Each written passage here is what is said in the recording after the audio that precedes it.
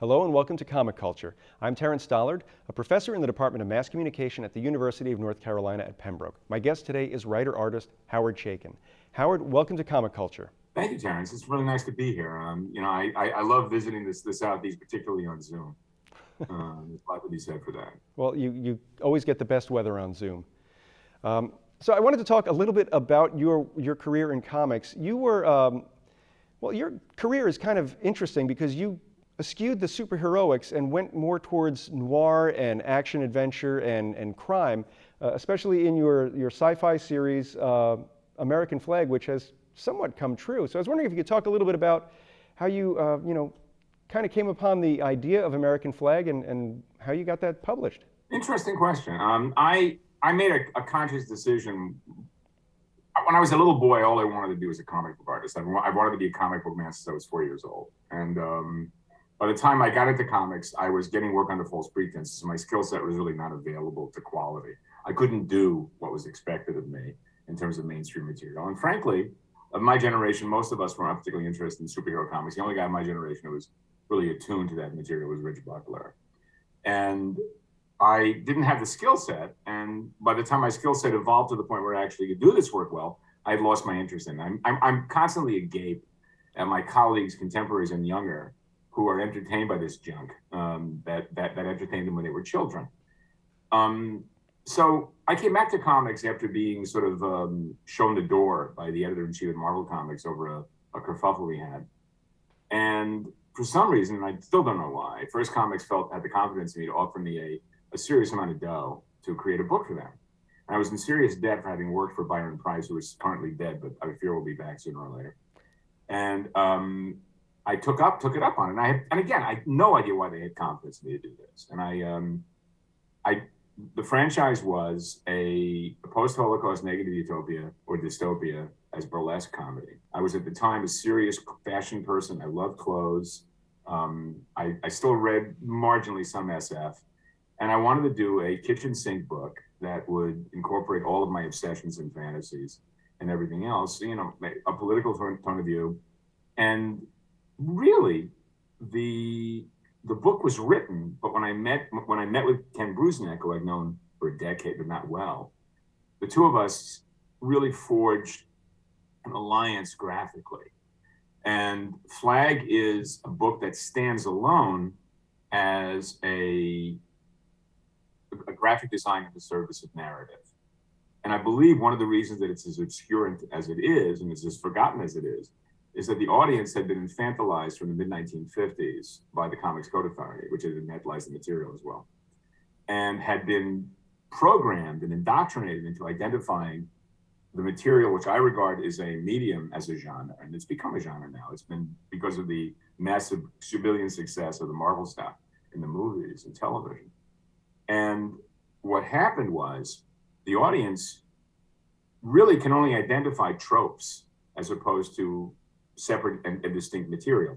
It's also a very prissy audience. It's an audience that mistakes chastity for virtue and prissiness for moral clarity that persists today. And they like pinups. They like cute, flirty. But when the introduction of actual desire is introduced, they become very uncomfortable. And that fact, combined with a complex hero who is not the archetypal hero with one wound. I mean, comics is notorious. Let's do a gay character who's nothing more than being gay. Let's do a black character who's nothing more than being black. Let's do a Jewish character who's nothing more than the two-dimensionality of this material is deep and profound. And I like the idea of doing characters who change, who evolve, who grow, who become different people. That's what Flag is about. Flag is a guy who comes in, he's an idiot, he's a naive, he's a fool, and he learns by experience to be smart and to play the system. And that's really how things work. I mean, the inspiration, there's my wife, there she goes.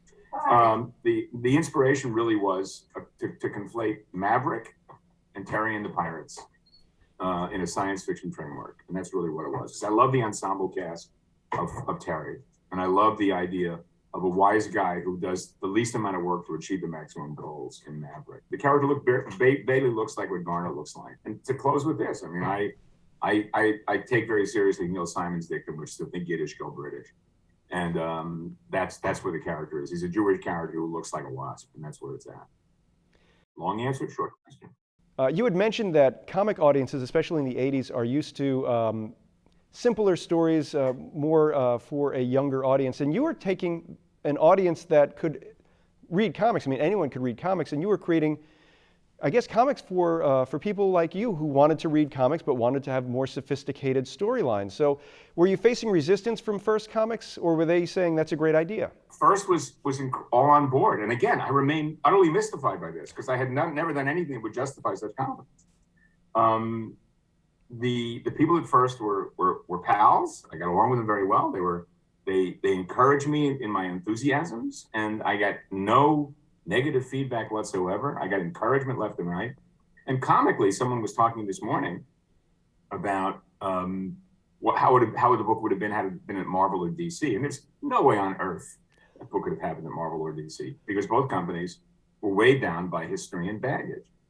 And Flag represented a departure from the kind of linear thinking that comic books did. I mean, the irony, of course, is that I likened Flag in a post I just reposted on Facebook to the original tapes that Miles Davis and Gil Evans recorded for the Birth of the Cool sets in 1949, which were circulated among a bunch of musicians, but not heard by jazz fans. And then 10 years later, they had become the archetype of West Coast jazz. And Flag, to a great extent, is an invisible influence on a swarm of talent working in comics from the mid-'80s into the mid-'90s. Many of whom now dislike me intensely just because I exist, and are unaware of where those tropes derive from. It just, the comic book people tend to be leery about acknowledging their influences, and I'm not that guy. I'm very much the son. I'm the product of apprenticeships and mentorships, and I think it's really important. But comic books. The audience is enthusiastic about stuff that is, for my money, hack work and pointless and silly. I mean, it's you're welcome to read all the superhero stuff you like, but don't think because you like it's any good. It doesn't give it an imprimatur of any quality. It's just the same adolescent superpowered junk slathered with an edge of gravitas to make you feel comfortable as a 50-year-old man reading the same trite revenue of 14. And that's, if that's what you want, be my guest. But I kept assuming there was an audience out there for my stuff, and I've been proved wrong historically. My audience is tiny, loyal, but really minuscule. It has no context. The actual comic book reader is someone whose mind is blown by WandaVision. And I gave WandaVision the entire season, and my mind remains unblown. I mean, I feel that the very franchise of such characters is, comics are about superheroes, heroic fantasy, and space opera. And that anyone with any of the slightest bit of ambition who wants a commercial audience is going to have to filter their through those three venues, or become an art school guy like the Spiegelman crowd. And I'm stuck in the middle. I mean, I'm too weird for the mainstream and too mainstream for the weird. And the weird guys think I'm just some superhero person because they don't really, they have contemporary investigation. And the mainstream guys, I would say perhaps maybe a quarter at most, a fifth more likely of the comic book readers in the United States have any idea of anything of any consequence in comics since the mid-1970s on Star Wars. They don't know about this work because they don't care about work that doesn't involve the adventures of a rich guy who had a bad day when he was 8, that sort of thing, Now, one of the most fascinating things about American Flag, and I think you alluded to this when you said that you were into fashion at the time. Your art style in that book is very much that 80s sort of design and that great tone work that you were doing, and some of the sharpest, I don't know how you do it, but your ink lines always looked so sharp, as if it was with the straightest pen ever invented, then mixed with these great textures and tones. Well, I never learned how to ink a comic book. I mean, I grew up with looking at work of guys like Wallace Wood and Dick Giordano and all these guys who could really handle a pen and a brush.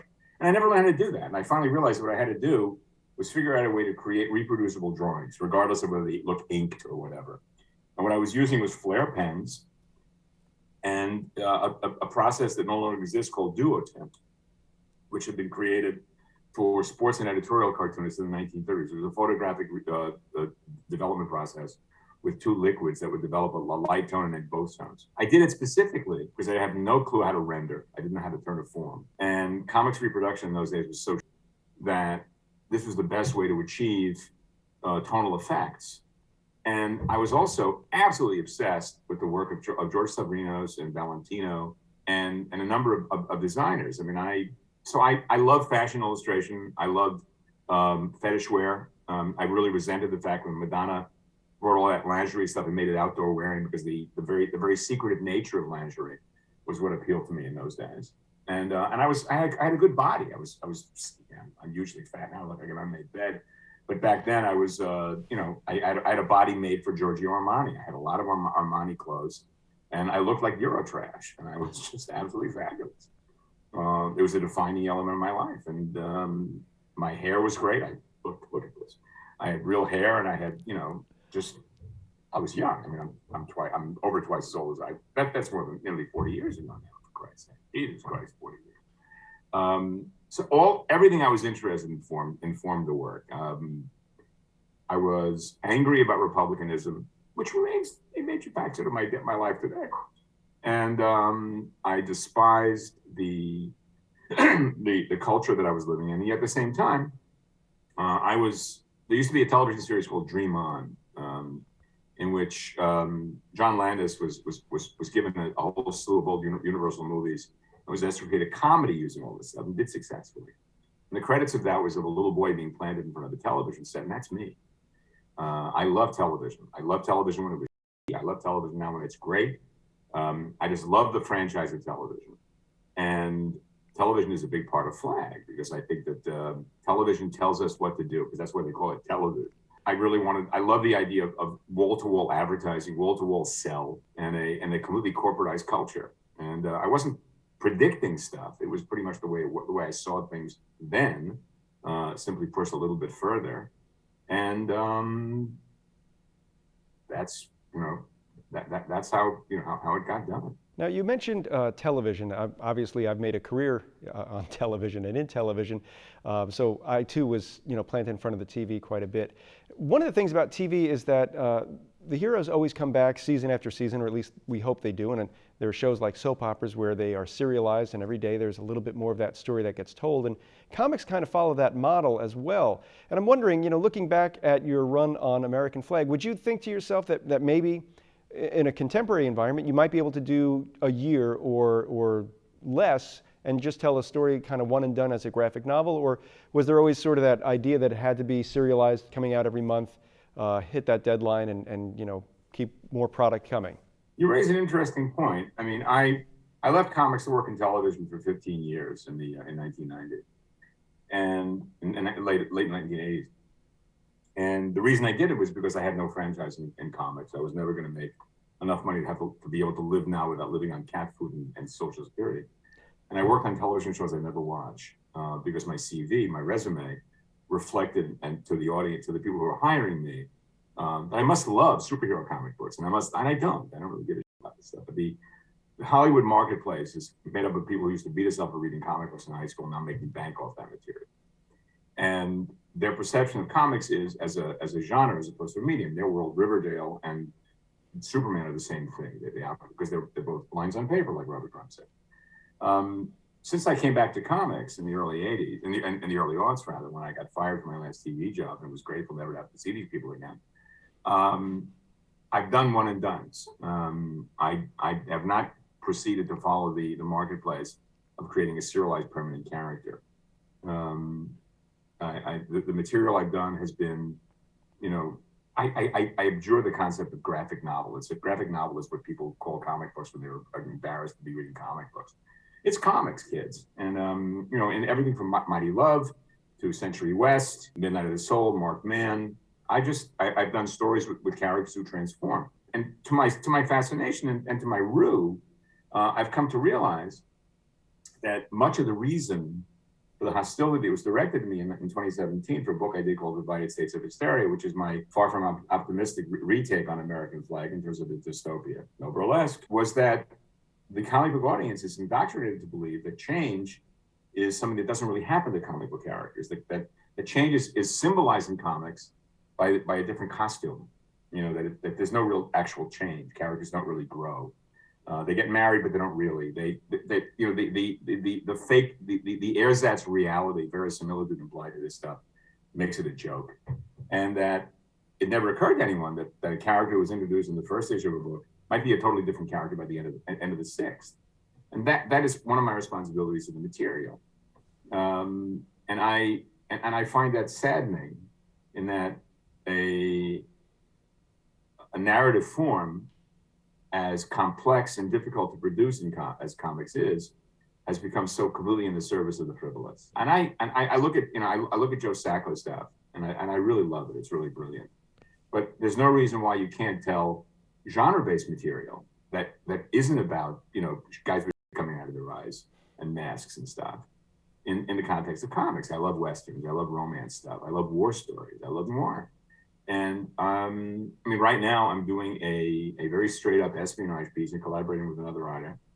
But I'm also writing and drawing a sequel to Marked Man, the thing I did for Dark Horse a couple of years back, which is about an unrepentant criminal as the lead. And this is the sort of character that comic book fans just like, they flinch, they become obsessed and just horrible, because they prefer a character like Wolverine, you know, who has one wound. He's so sad, but he's the best of them. And Batman, who's, like I say, is a rich guy who had a bad day when he was 8. But it's a 15-year-old boy's idea of what that rich guy who had a bad day when he was 8 would do with his money. And, you know, I just don't care about that stuff. And when I'm compared to my colleagues and contemporaries of that era, I point out that most of those guys became multimillionaires as a result of the choices they've made in terms of connecting themselves to superhero comic books. And I'm a kind of $100 heir, you know, and that's where I'm at. You know, I did television specifically because I could not see any way to generate a livable lifestyle fortune in comics, because I just don't share the sensibility of the audience. One of the most profound sources of success in comic books, mainstream comics today, is a shared zeitgeist, a real relationship between the talent and the audience. And I just don't love that material enough to do anything but convey a kind of a glib contempt. And that's, you know, it doesn't make me a beloved figure. It's interesting because you're talking about some of the problems that I have with, let's say, a series on Netflix where you sit through a season.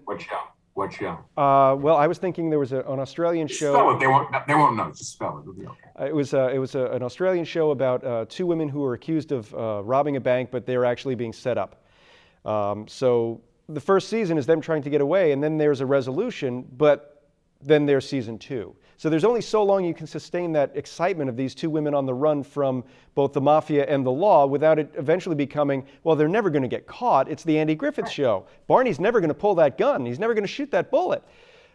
Look, there are shows that have run their course in that regard. I mean, TNT and TBS are notorious in doing shows that feel like checker games. You know, Suits ran its course, but the characters just keep moving around in that. And I think Billions has gone in that place.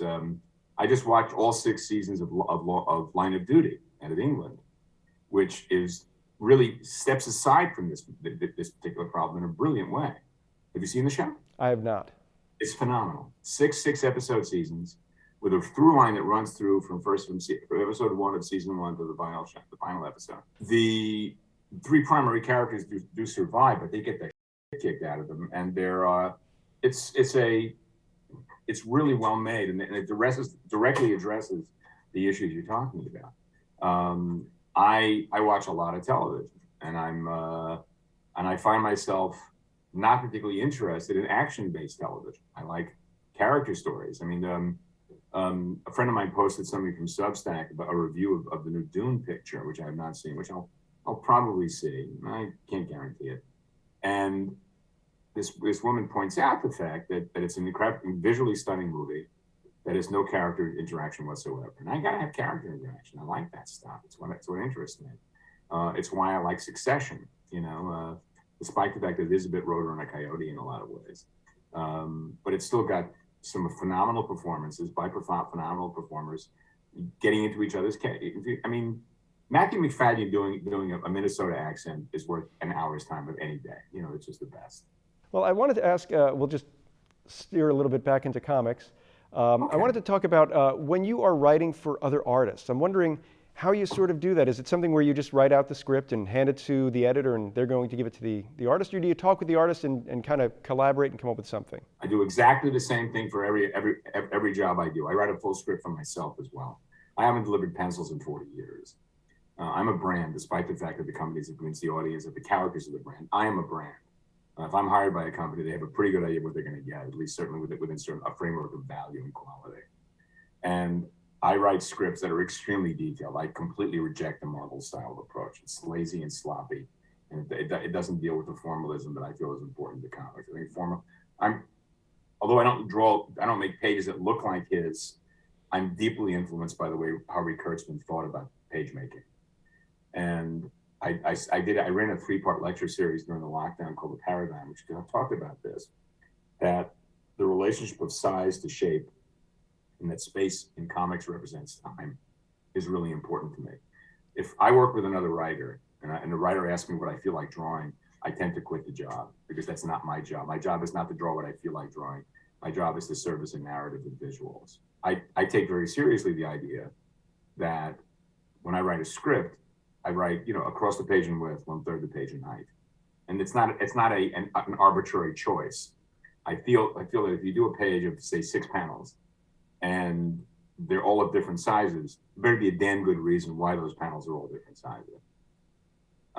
That the reader is a participant in the subjective sense in the material, and that you tell the reader information, sometimes subliminally and sometimes directly, by how you choose to lay out your page and how you choose to make those panels and what size they choose to be. And when I was doing the Marvel seminars a couple of years back, the first day consisted of beating the hobbyism out of these talents, and pointing out that there's no such thing as an arbitrary shot. Everything has to have a reason. And again, you're not sitting there, you're not sweating over every image, but you have to understand there's a formalism, there's a language, there's a syntax. And that syntax applies to the text and the visuals. And my job as a writer is to provide more than simply a template with some wiggle room for the artist, but not so much wiggle room as to give some lazy son of a bitch who doesn't have any idea about how to tell a story visually, do whatever he feels like.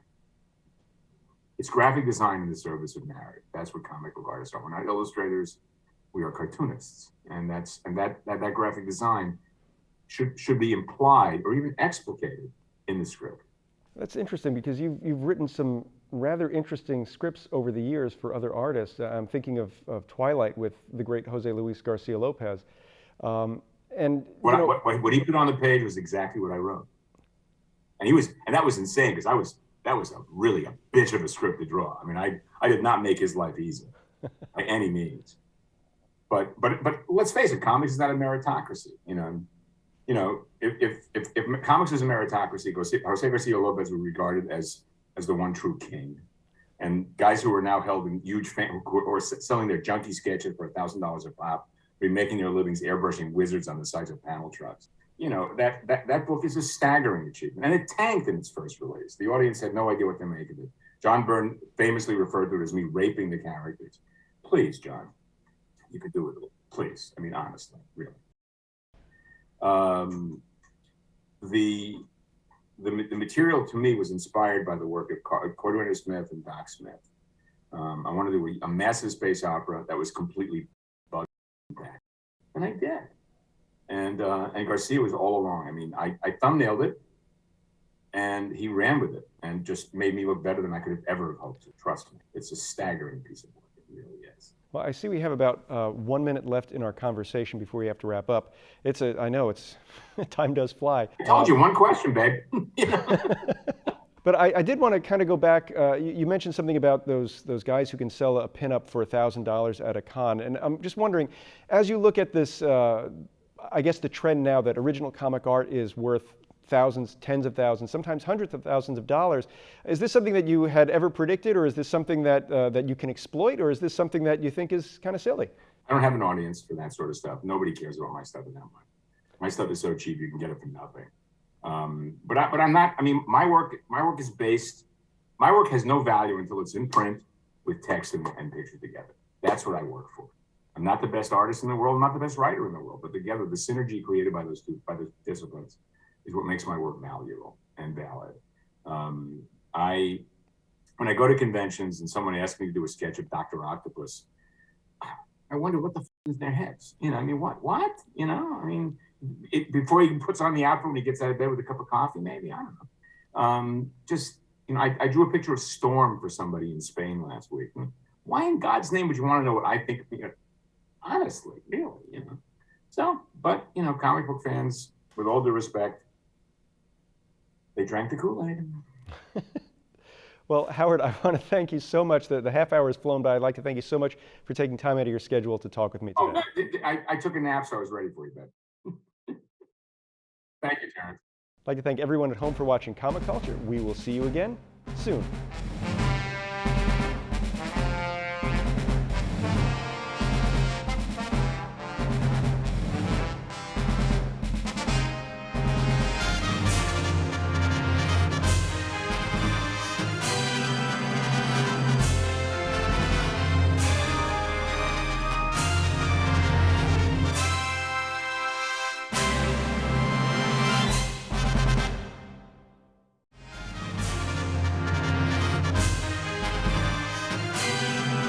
Comic Culture is a production of the Department of Mass Communication at the University of North Carolina at Pembroke.